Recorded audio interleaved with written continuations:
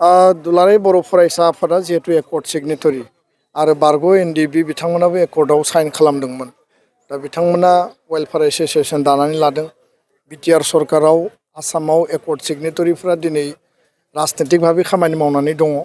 दा जोंनि एबसुनि जि दाबि बारग' NDFB बिथांमोननि दाबि आरो खावलायनाय बिटिआर सरकार आसाम सरकार आरो भारत सरकारजों रायलायनानै मोनसे प्लेनिं आरो पलिसिनि गेजेरजों जि NIA नि केस सेन्ट्रेल लेभेलाव थानायनि उनाव जिहेतु बियो मोनसे नेशनेल लेभेलनि इनभेस्टिगेशन एजेन्सि बिथांमोना जेब्लाबो गावसोरनि रुल्स गावसोरनि गाइडलाइन मथे खामानि मावो।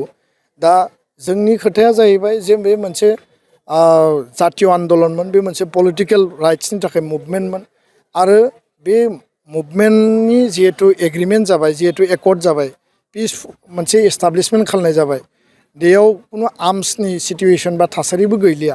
दा बेखायनो कुनु कारनाव NIA केस जाबसिननाय आरो NIA नि आधाराव जेलाव दोननायनि कुनु खोथा गैया।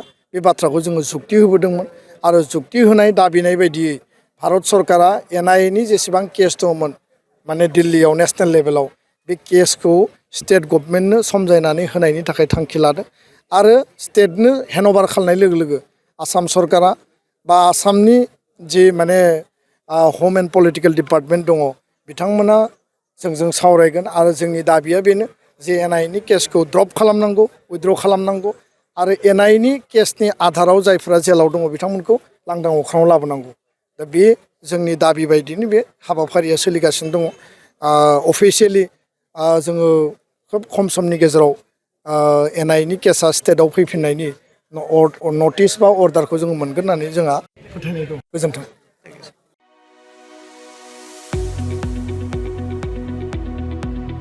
गुनगोनां सोलोंथाइ लानो गोसो गुदुं फरायसाफोरनि थाखाय गोजोनथाव खौरां। क'क्राझारनि बालागाव सेन्ट आन्स कलेजाव 2025-26 बोसोरनि थाखाय गोदानै मुं थिसननाय हाबाफारिया जागायबाय। HS थाखोआव आरो FYUG थाखोआव फरायसाफोरनि गोदानै मुं थिसननाया सोलिगासिनो दं। क'क्राझारनि साहा बालागावआव थानाय सेन्ट आन्स कलेजनि HS थाखोआव कमार्स आरो आर्ट्स स्ट्रिमाव इंलिश मिडियामाव गोदानै मुं थिसननाया सोलिगासिनो दं आरो बेजों लोगोसे FYUG एबा 4 इयार आन्डार ग्रेजुएटनि थाखायबो कमार्स आरो आर्ट्सआव गोदानै मुं थिसननायाबो जागायबाय। FYUG नि आर्ट्सनि थाखाय English, Bodo', Assamese, political science, education, economics, history आरो ससिय'लजि आयदायाव मेजर लानानै सोलोंथाइ लानो हागोन आरो बिकमनि थाखाय फाइनान्स, एकाउन्टेन्सि, मार्केटिं, मेनेजमेन्ट आरो HR मेनेजमेन्ट आयदायाव मेजर लानानै सोलोंथाइ लानो हागोन। गुनगोनां फोरोंगिरिफोरनि सोलोंथाइ होनायजों लोगोसे बेवहाय बायदि उफ्रा सोलोंथाइबो होनाय जायो, जेरै computer class, spoken English course आरो गुबुन सार्टिफिकेट कर्सफोरनिबो सोलोंथाइ लानो खाबु होनाय जायो। बे कलेजाव स्पर्ट्स फेसिलिटिज, लाइब्रेरि फेसिलिटिज, वाइफाइनि फोनांजाब राहाजों इन्टारेक्टिभनि राहा आरो smart board, classroom, air condition computer lab आरो बेजों लोगोसे माखासे फरायसाफोरनो रिमिडियल क्लासनिबो खाबु होनाय जायो। हौवा आरो हिन्जावफोरनि थाखाय आलादा आलादा हस्टेलनिबो सुबिदा दं। जायफोर फरायसाफोरा गुनगोनां सोलोंथाइ लानो गोसो गुदुं नोंथांमोना क'क्राझार बालागावआव थानाय सेन्ट आन्स फरायसालिमायाव मुं थिसननो हासिगोन।